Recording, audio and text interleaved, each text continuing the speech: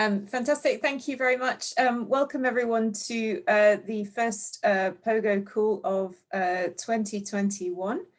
This is our first meeting since November, and it's lovely to see you all back here. Today we're going to be picking up on the discussion of social value in public procurement and contract management that we began in November. So we started looking at PPN 0620, but obviously there's been a few more documents published by the UK government since then. So we're going to pick up on a couple of themes there. And we've got two great panels to discuss those themes, and hopefully we'll have a bit of time for Q&A and discussion as well. So when we were just getting into the call, we didn't quite have everybody on who is on the first panel. Lee, is that still the case, or have we got people here in order? I believe we do have Mark at this point. I'm just double checking. Mark Rodden, could you make it? Here. Yeah, perfect. There we are. So I think we could go with panel one. We could go in the order. Okay, so we were a bit concerned just as we were letting people in that we had panel two, but not panel one fully present. But I think I can see everyone from panel one now. So we'll stick with the advertised order if that is okay with everyone, so nobody's confused about what's going on. So panel one, the prompt for the panel is, what are the promises and potential pitfalls for the social value model in COVID-19 recovery and post-Brexit?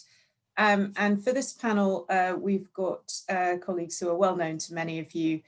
So Val Keane from DCMS, Mark Rodden from North Somerset and South Gloucestershire Councils, and Ben Carpenter from Social Value UK. So going to hand over to Val to kick us off. Great, thanks very much, Anne, and hello everyone. So I'll just kind of kick off with probably just over 5 minutes from a kind of government perspective on the social value model. I'm really sorry that I missed the November discussion on it, and I know a lot of people on this call are really familiar with the model and approach, so I won't, I'll spare you all going through all of that and just kind of confine my comments a bit to the kind of goals of this, particularly in relation to kind of recovery and how it aligns with the wider government agenda, a little bit on the kind of specifics of the model and why we took the approach, not the content of it, but why we took the approach that we did to developing the model. And then finally, just a few reflections to date on how the kind of implementation process seems to be going, and a couple of challenges and some real positives as well. So just kind of starting with a kind of reflection on the overall goals of the social value model. This is, you'll have seen when the PPN was published that this is framed as very much about supporting business and communities, and it's seen very much by government as an important part of the overall work to kind of help with weathering the storm of COVID-19 and recovering from it as we kind of get into that phase. It's clearly just one part of the procurement picture, which is obviously one part of a much bigger picture, but the wider procurement reforms, which are kind of aimed at simplifying procurement processes and really placing value for money in its broadest sense at their heart, and trying to increase opportunities for small business and charities and social enterprises to innovate in public service delivery. That's really important, and I'm really grateful for this group's work on putting together a response to the Green Paper, which yeah, really looking forward to seeing that. So the model as published is very aligned specifically with some key government priorities. One, on tackling regional inequality, so with jobs and skills, retraining and kind of community recovery. You'll know that one of the overarching objectives is around COVID-19 recovery.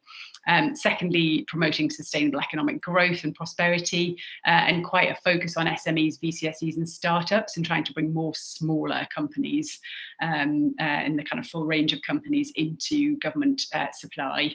And then there's a really strong theme on climate change and supporting net zero goals as well. So I think it's really exciting in the sense that this has been really firmly aligned with real, important mainstream government agendas going forward. So the challenge is for us to kind of implement and make sure it kind of plays its full part in that, really, and to really learn as we go forward with it. Just a few kind of comments on specifics of the approach. So as you know, the model was published in September and there's now detailed guidance online.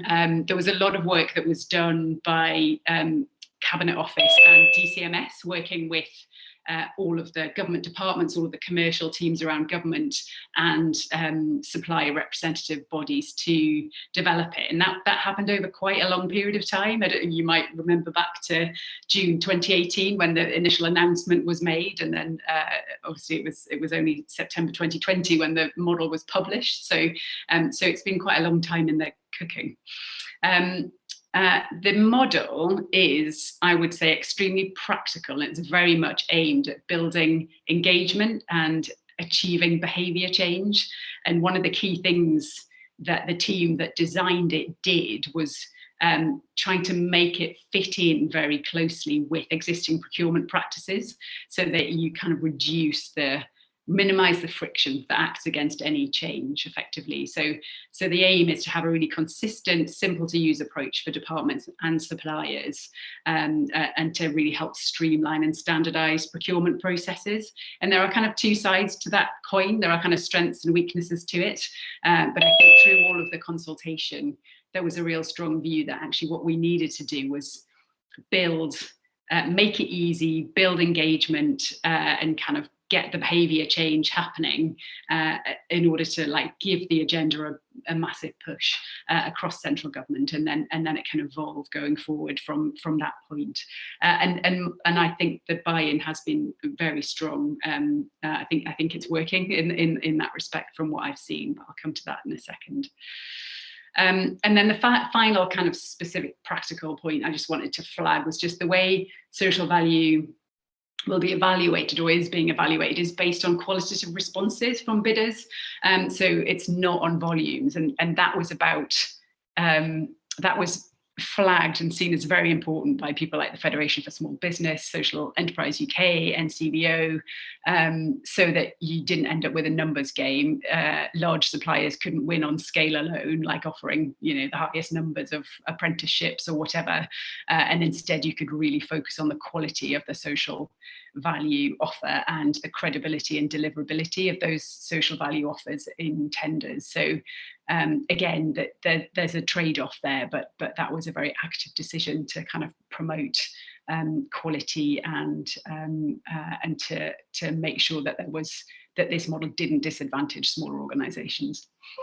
And then finally, conscious of time, just a few kind of reflections to date from discussions mainly around government.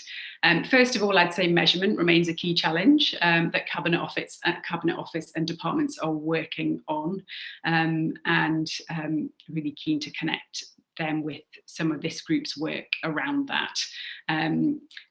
Some of that's around kind of defining the metrics, but a lot of it is also around the systems and kind of getting the balance right in terms of what we ask departments to do, how onerous and how deliverable are different options on measurement and reporting. On the positive side, I've certainly seen that there's been a huge training programme going on across government, which some of you will be aware of, with commercial teams training 4,000 government buyers. And I've been on a few of those sessions, and there's just been real strong engagement. It really is winning hearts and minds, I think, with people really getting on board. And one of the mechanisms that the team have used for that is having kind of passionate advocates as part of those training programs. So like the commercial lead for the Commonwealth Games, for example, talks very powerfully about how they've used social value through the games work and some of the outcomes that they are delivering through that, and that really helps with getting others on board and making it real for people and seeing the sorts of benefits for communities and VCSEs that you can deliver. Secondly, again, a lot of you will know that there's a Crown Rep system in the UK, so that is hosted with the Cabinet Office, and we have Crown representatives who work alongside all of the main strategic suppliers, but also one for SMEs and one for VCSEs. Claire Dove is the VCSE Crown representative, and she is really helping to drive the social value agenda across Whitehall. She's kind of adopted it as her own. So she's doing a lot of work specifically with departments, encouraging and challenging them on how they deal with social value, but also how they engage with VCSEs in procurement and public service delivery more broadly. And she's also doing quite a lot to raise awareness and support the charity and social enterprise sectors with my team's support. So we've got a series of webinars underway now, for example, and have recently published a selling to government guide on gov.uk, and there'll be more of that to come through 2021. And then just the final point, I think, which is really encouraging, is that some departments are really blazing a trail within Whitehall. So we have champion departments who are really going to help deliver great work themselves, but also I think really kind of help Whitehall kind of come on board with it. Ministry of Justice probably stands out as one of those key departments. They are connecting their social value objectives really firmly to their own strategic priorities as a department. So, for example, they have a clear goal departmentally around creating employment opportunities for people with who've been engaged with the criminal justice system, and they're using their social value and procurement to really kind of push on that and create more opportunities for ex-offenders. They have just appointed a dedicated director for social value within Ministry of Justice, and are doing a lot of work around their pipeline and engagement across the department on this. So they're not the only ones, but just having some real strong kind of push and enthusiasm and engagement on the social value agenda from some key departments and big spending, big buying departments, I think is going to really help with the implementation going forward, and just help generate stories that can help get other people on board, as they achieve some good outcomes through that program. We'll be able to use that to spread the word. Fantastic. Thank you, Val, for that contribution. I'm sure there are lots of comments and questions, but please store them up while we hear from our next panelist, Mark Rodden. Okay, thank you, Anne. Apologies, first of all, I've got a terrible connection and I could only hear half of what Val was saying. I hope you can hear me okay, can you? Great, okay. And so, yeah, apologies, Val, because I think lots of things I was going to say and some of the issues I was going to raise, you may well have covered there. So if there's some overlap or some answers there, I say apologies. First of all, from a local authority perspective, as head of procurement from 2 local authorities, we've been working a TOMS model, we've been working out a qualitative model, and are now thinking of moving towards a TOMS model in both of my authorities. And I think, as you're aware, local authorities have been sort of moving down that road for some time now. So it's very interesting that the central government have chosen to go in a more qualitative way. I think the documentation that you've got is really good. I think it's great that the themes are set out the way they are. I think it's good to have COVID recovery embedded within that. It's good to see central government joining in with the social value party, if you like. I think that's really positive. For me, I say, based on the last 3 years, the only major concern I think I'd have is around this qualitative approach, and I know there's guidance around that already, and I know that you're still doing some work on that. But for me, the whole issue of when you're evaluating 2 bids and one says I'll give you 4 apprenticeships and 2 jobs for people with disabilities, and another one says 100% of my supply chain is local, and I've got a really diverse supply chain all the way through, how you sort of, without applying numbers to that, can actually differentiate fairly between the 2. Looking at the guidance, it appears to move you down towards sort of bespoke criteria, and whilst I'm a fan of that, I think bespoke criteria is a really good idea. I'm not entirely sure there's enough there in the guidance, I'd say, to help people to be able to differentiate between very, very different answers on social value. So I think from my perspective as well, from a North Somerset and South Gloss experiences, we, I suppose, were looking at a similar model to what you're looking at now, probably 2-3 years ago, and we said, you know, shall we go down this sort of prescriptive approach where we put financial values against all of these, and we decided no, we wouldn't.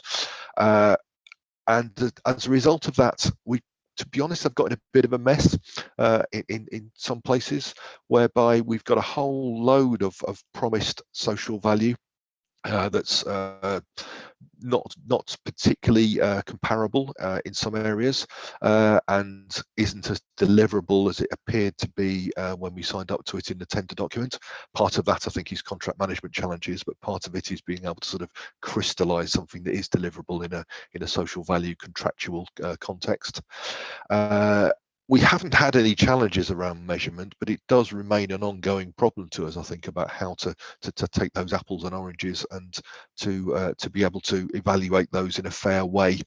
And we have had 1 or 2 large contracts where social value has been the differentiating factor between the winner and the second place, which personally I think is really good, because I'm a big fan of that. But we haven't had those challenges, but that's not to say that's an issue that will go away.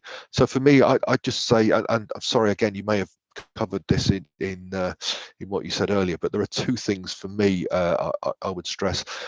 Some help around that whole outcomes-based evaluation, particularly if, as you've done, you're setting out themes that are outcomes based, therefore bidders can interpret those in different ways, which is great, but some more help, I think, for procurement people in how they actually go about creating evaluation models that can fairly reflect that. I think the other thing that we've learned is to have a social value directory, which is one of the things we've developed in both of my authorities, that help providers to actually deliver some of the things that they promise conceptually. You know, I think in our world it's things like business support for schools, you know, that sort of thing, and bidders don't always know that. They will say, I will give you business support for a school, I will come along and give you, you know, talks to pupils, work experience, all those sort of things, and they don't necessarily know how to actually get into the schools to actually deliver that. So we've learned that they need quite a lot of support from our councils to say, you know, thank you for that sort of aspirational promise, and these are the schools that particularly we want you to talk to, and this is how you go about doing that. So that has proved invaluable, I think, for us to help our providers in how they actually deliver that social value. So I think they're the main points I'd make. I say it's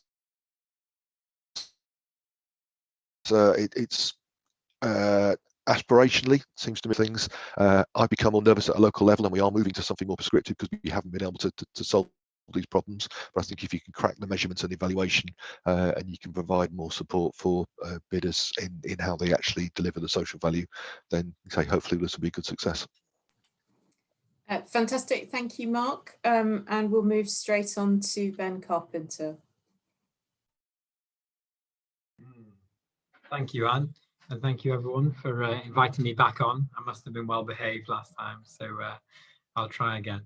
No, great topic, and so sorry, I'm Ben. I'm formerly Chief Executive of Social Value UK. I've just left that position, now Chief Executive of Social Value International, so only relevant to kind of flag that we have an international movement as well as the UK. But very positive, really. I just want to share some thoughts that we have on this new policy note. I think it's a real step forward for social value in procurement in this country. I think it sort of learns on a lot of the lessons of the past few years, and I really welcome it. I've got some 6 really things that I want to pull out that I really like about it, and 6 things that actually we can probably do. But I won't say they're weaknesses, but areas that I think probably would be areas to improve as it goes forward. And I know Samantha Butler always said this is the first round, and it will go from there.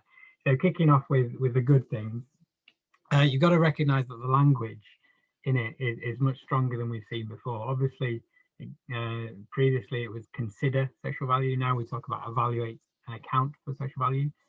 So I think that's really welcome, as well as language like inequality, personal well-being, and mental health. So it's not shying away from this, it's sort of confronting the big issues head on, which I think is welcome.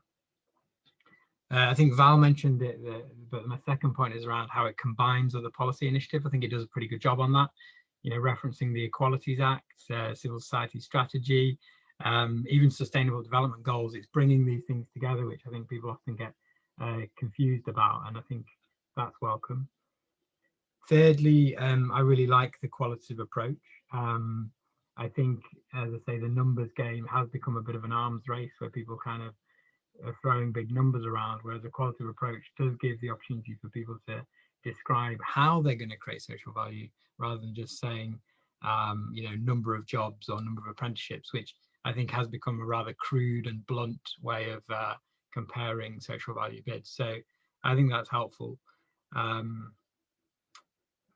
Fourthly, there's a really welcome for me focus on social value creation within the workforce. So I think in the past, social value has been seen as an add-on, a bit like CSR, like, oh, it's the bit on the side that you do to kind of add extra value. But there's a whole sort of section here on how you treat people in work, mental health in the workplace, what is decent work, again, joining up that initiative. And I think there's huge amounts of social value that have been created by focusing on good in-work practices. So I think that's brilliant.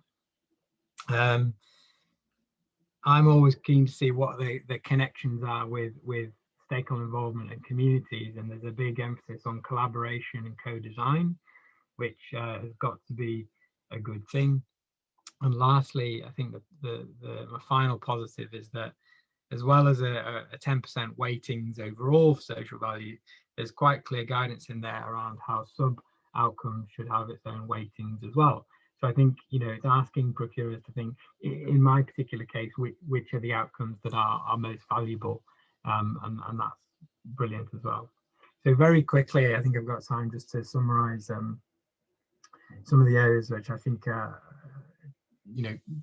think the guidance could go better, but also it provides an opportunity for bidders to go one step further than the others. And, the metrics, which I think are pretty prescriptive, a lot of them are output focused and don't actually look at outcomes.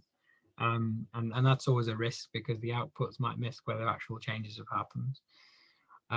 We could always go for more sort of accountability and stakeholder voice, particularly in defining outcomes, but I do recognise that you can add your own outcomes in there. Thirdly, I think it's more of a question, I suppose, as to the scope of the policy is to only focus on things that are beyond the subject matter of the contract. So my question is sort of, how does the actual subject matter of the contract get tested for social value?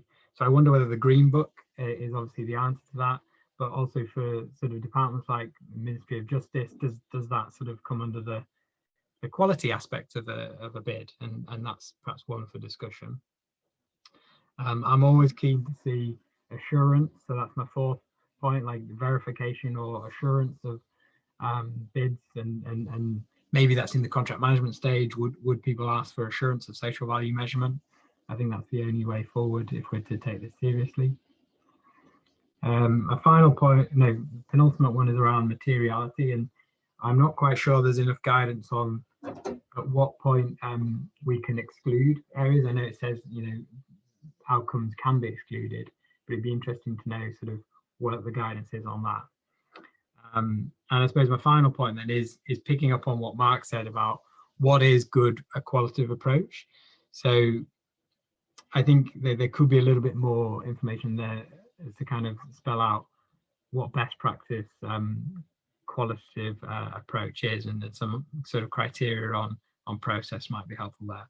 So I'll stop. I know there's a lot in that, but I also wrote a blog and some of that's captured there, so I'll post that if you're interested. Thanks. Yeah, please do. That would be fantastic. Thank you very much to our panel for those great contributions. It's a huge amount of material and a huge number of things to think about there. Have we got any comments or questions from the audience? Please try and keep these fairly brief because we haven't got a lot of time. So it'd be nice to hear from as many people as we can. I can't see everybody. So Lee, I might need some help if there are some hands raised. Sure, I'm just scanning the boxes here. I don't see any hand raised at the moment, but don't be shy. Come forward. Ian Taylor, there you are. Ian, please go ahead. Yeah, hi. So Mark, I was really interested to hear about the social value directory that you mentioned the local authorities had come up with. Is that something that you've seen in other local authorities? Is it something that they need to, we need to start introducing all over the place? Because I thought it sounded really interesting. And is it available to view online at all?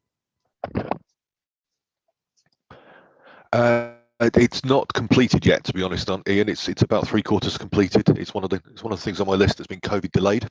I'm happy to share it when it is completed. But basically, what we've done is we've got a similar list of kind of social value outcomes as there are in the proposed PPN.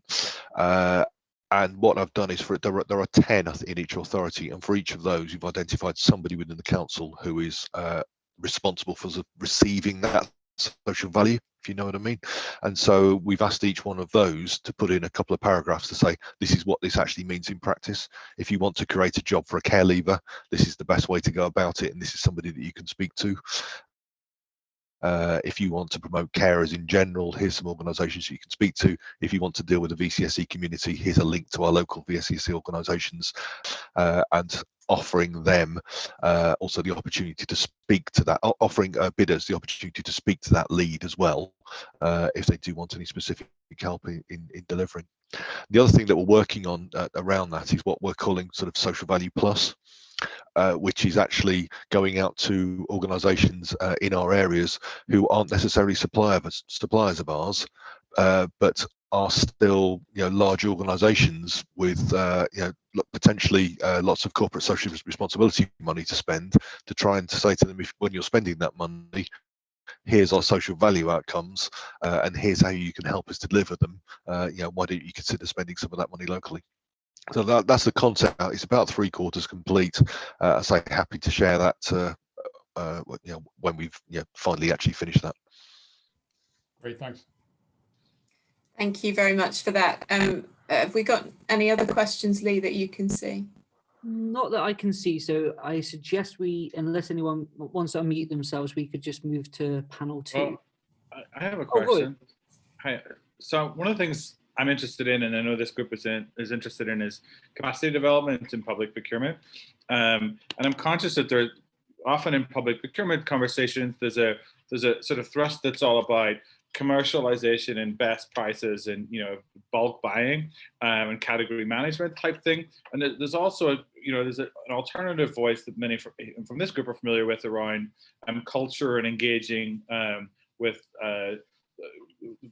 voluntary sector and so on. And so when I heard both Val and Mark touch on this idea of training, and Val was talking about that there's lots of training going on of government buyers. Mark was saying that, well, actually it'd be interesting it'd be helpful to get more guidance for procurement officers on how to do this kind of thing. So my question, I guess, to Val and to Mark and others would be around, like, what's that capacity development look like? What are the strategies, and which, are there different voices there around, the commercial versus perhaps the sort of voluntary sector, third sector sort of angle to this. Does that make sense? Yeah, have we got a volunteer from the panel to give a brief answer to that question? Val, I see you've unmuted yourself. Please fire away. Thank you. Yeah, I think it's a really good question. So I guess, I mean, the first thing to say is that the social value kind of training program is just one part of a much broader kind of skills and capacity piece of work that Cabinet Office Commercial are leading. And for example, there's another really big strand around capability on contract management, which has often doesn't get historically hasn't had enough of a focus. So I think that's really positive that there's just a really broad focus on building the kind of skills and capacity across the profession. And on the kind of the culture part, I think it's interesting. I think that's where Claire Dove, the Crown rep, comes in really strongly, and particularly on the social value training as well, having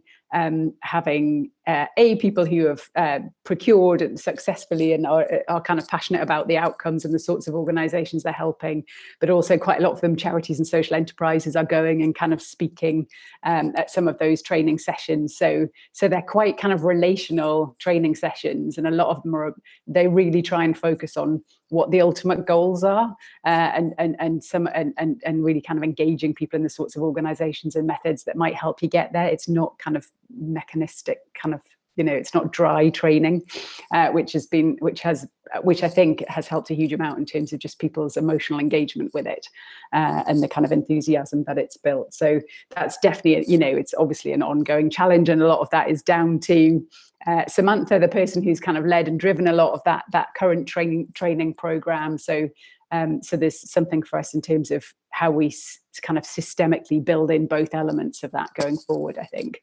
But yeah, I think both are really important. Fantastic, thank you for that. We're going to need to move on now to panel 2. There's still a bit of time for discussion, hopefully, at the end of that, so we may be able to return to some of these themes. But the prompt for panel 2 is to look more internationally. So emerging evidence of social clauses in international contexts. And we've got Andrea McLean from the Strategic Investment Board in Northern Ireland, and Abby Semple from Procurement Analysis on this panel. Very grateful to you both for taking part today. And Andrea, would you like to kick us off? Yeah, certainly. Good afternoon, everyone. My name is Andrea McLean. I am a development officer within the Bisocial unit, which sits within the Strategic Investment Board. So I'm going to give you a very high level overview on the approach to social value within Northern Ireland. It's been developed by the Bisocial unit. We are a team of 5, so we work right across public sector, and we advise on the development, the implementation and the monitoring of social considerations. So we tend to be involved from business case stage right through throughout contract delivery. I'll just touch very briefly on the policy framework that we have. So we don't have social value legislation. It doesn't apply in Northern Ireland. There has been a lot of focus on it over the past couple of years, and the VCSE sector in particular have been a strong advocate for that. In saying that, obviously the procurement regs does apply to NI, and we have a procurement guidance note 0113, which sets out how social considerations can be included within public sector contracts. The Department of Finance also recently released guidance on how to include social value at business case stage. And to be honest, the primary way that we have included social considerations to date has actually been through the use of contract performance clauses, which we track through our monitoring system, which I'll talk about in a few moments. The Cabinet Office model for scoring doesn't extend to Northern Ireland. However, in saying that, I think it's very likely that we will have a similar model applied sort of going forward. There is a paper with the Procurement Board at the moment to consider scoring social value as part of the award criteria. So I think certainly if I was to have this conversation in a year's time, it could be very different. In terms of our approach then, we actually have 3 approaches that we have developed. We've one for construction, one for services contracts, and one for ICT contracts. The construction approach is the oldest. It has been mandatory since April 2016, and the focus of this has predominantly been on targeted recruitment and training opportunities for people who are distanced from the labour market. And we've had certain thresholds as to when that applies. So you'll see on the slide there, if it's a building contract and it's got a value of £2 million, the target for contractors is 52 person weeks of paid employment opportunities for every 1 million. If it's a civil engineering contract, the threshold is higher, so it's 4 million, and the actual number of person weeks is lower, so it's 26 person weeks of paid employment opportunities. And within the actual clauses itself, we set out the eligibility criteria for, you know, what the contractor needs to meet in terms of who they can provide the paid employment opportunities for.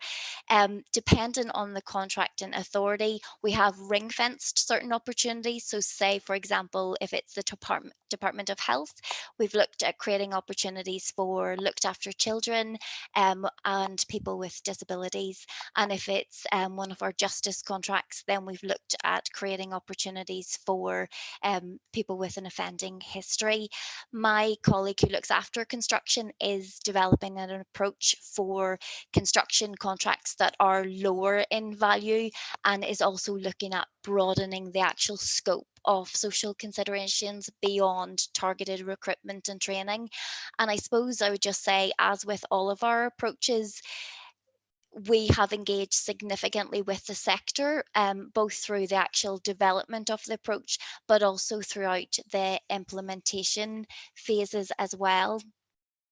So the approach for services and ICT is very different from construction and much broader in scope. For ICT in particular, we worked significantly with the ICT industry to co-design what we refer to as a points approach. So if a contract meets the £100,000 per annum threshold, then we apply this points approach, and I'll go into detail about what that looks like in a moment. For services, in the main, services contracts also follow the points approach. The only difference is whether or not CHUPE applies. Basically, I've put on the table there in the slide that it's that final row at the bottom, that if CHUPE applies and the contract value is greater than £500,000 per annum, then we apply what's known as a percentage vacancy. So it's targeted recruitment and training, and the contracting authority can also add relevant additional social considerations as well. But for today, really sort of in the interest of time, I'm just going to look at the points-based approach.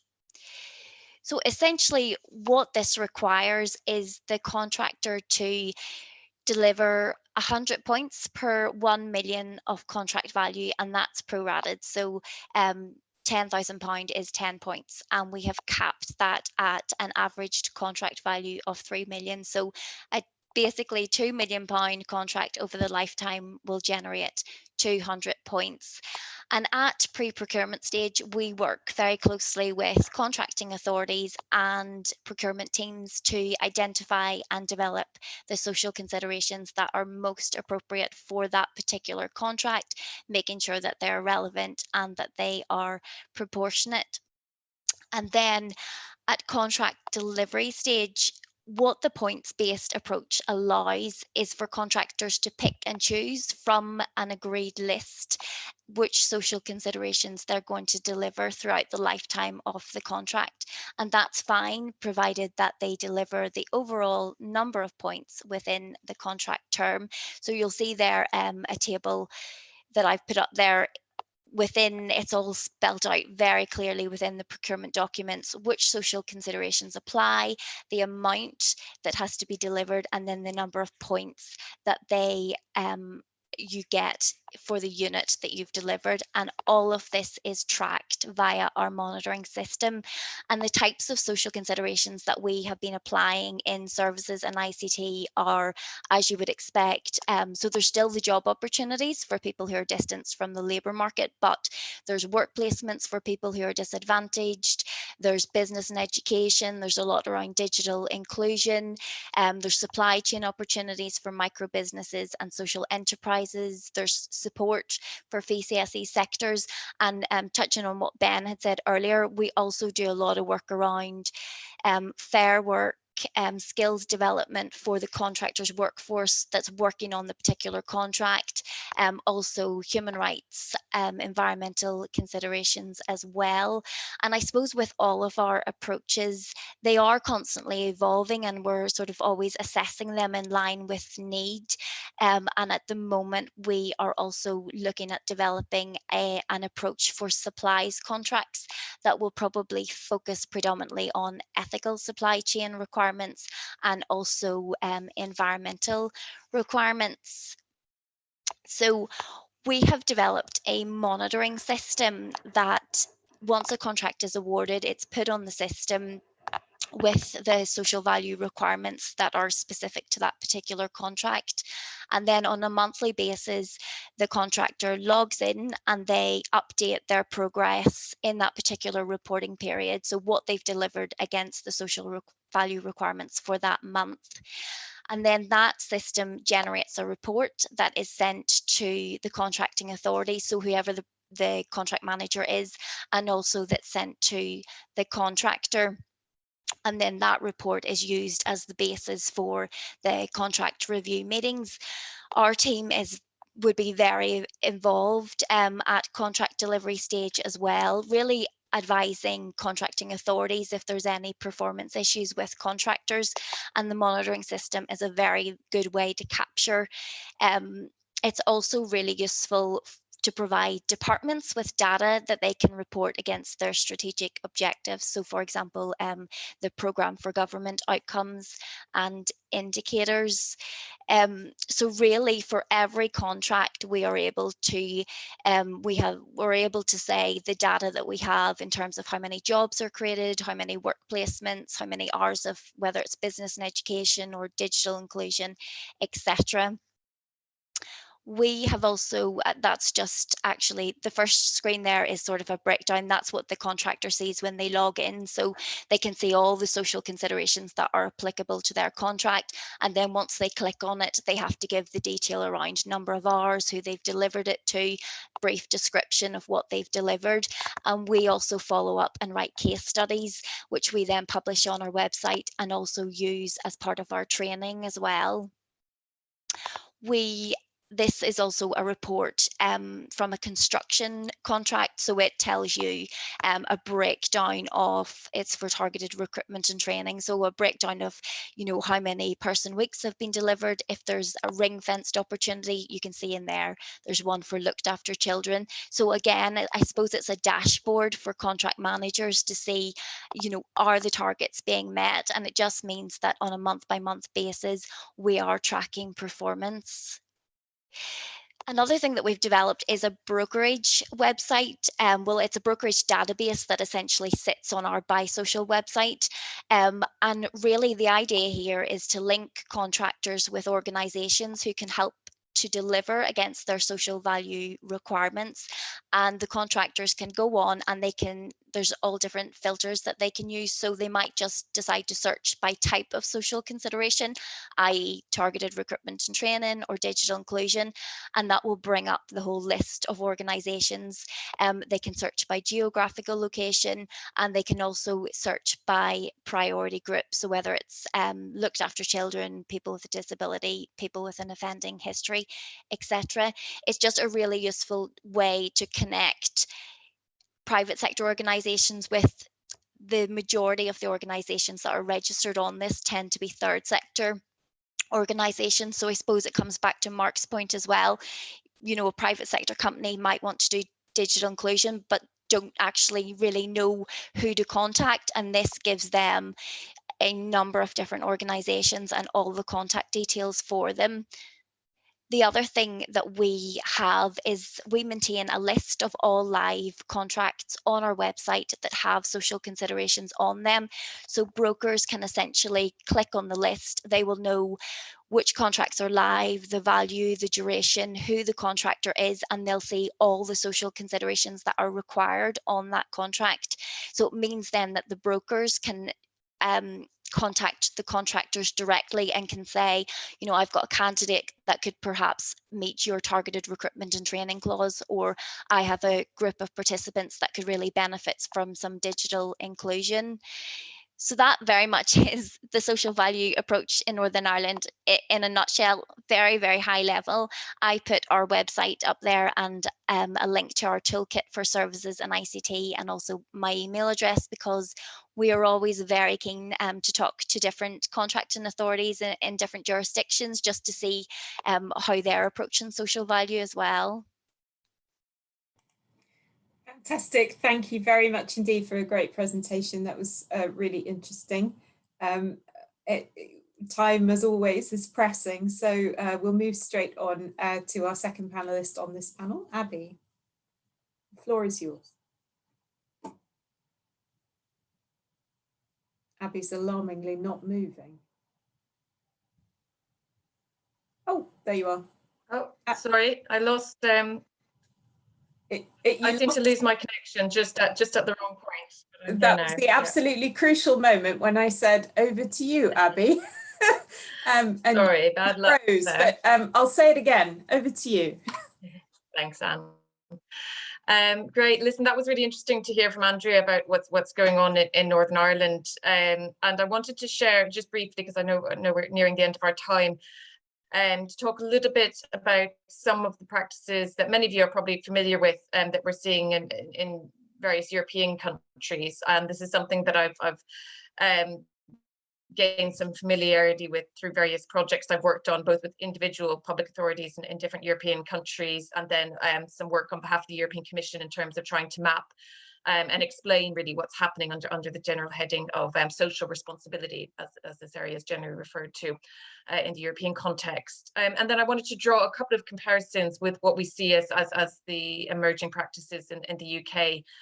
And the first of those, the thing that really struck me, now when we talked about this the last day in November, we just had, I think, the model, we didn't have the guidance that went with it. And at that time, I think I raised some issues around scoring and how the criteria, how the use of reward criteria would really be effective in realizing social value. And I'm quite pleased to see that I think those have been really addressed in the guidance.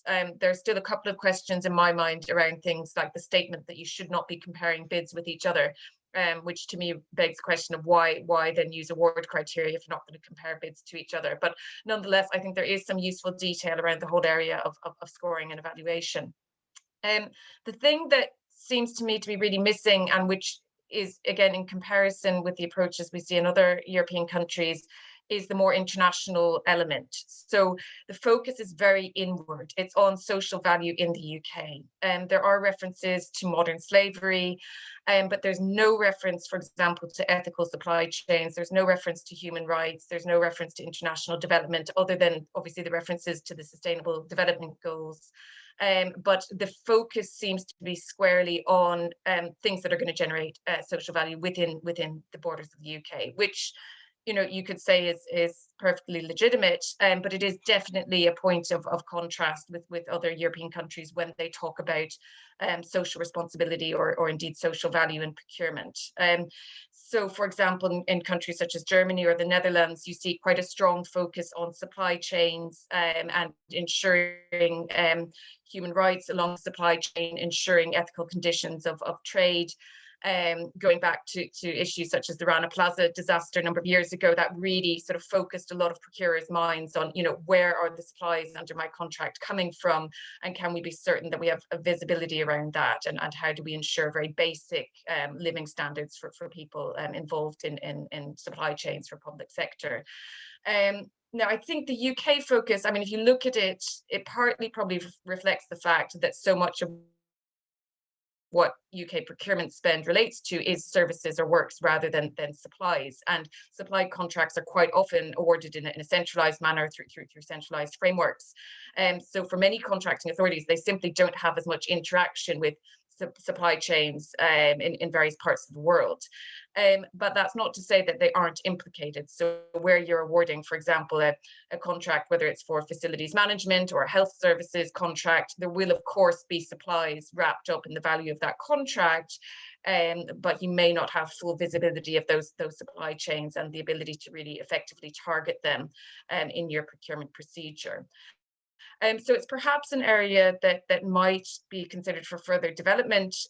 You know, obviously it needs to be seen in the bigger picture of the UK potentially pursuing free trade agreements with a number of countries, which would potentially supplies into the UK market from countries where we really don't have very much visibility around issues such as human rights and working conditions. So perhaps an area to be addressed in any further updates. Again, contrasting with the European approach, I think it's interesting that in this case, environmental issues have been sort of wrapped up within the social issues. And while they are given, you know, due attention, there does seem to be very strong focus on climate change, and perhaps less in the way of a detailed approach to the environmental impacts of, again, individual product or service sectors, which tends to be a focus in other European countries and indeed in the various tools promoted by the European Commission. So we don't see the sort of level of detail around, if you're buying this type of product, here are the environmental considerations you need to take into account, which in earlier generations of UK procurement policy was a focus under, for example, the government buying standards. It's not entirely clear to me what the status now is of things like the government buying standards and the greening government commitments, whether that's sort of fallen by the wayside or whether it's something that should be considered to be part of this policy as well. So those were the two areas that stood out to me as sort of being points of contrast with what we tend to see in Europe.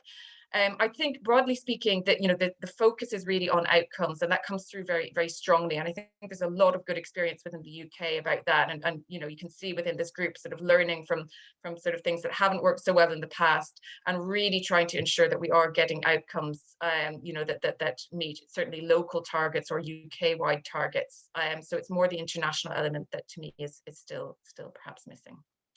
And that's all I wanted to say. Fantastic, thank you. That was a great contribution. We're going to do the working group updates by email. So we've got 5 minutes for questions and answers and comments of, please, a brief kind to our last two panelists. So anybody want to jump in?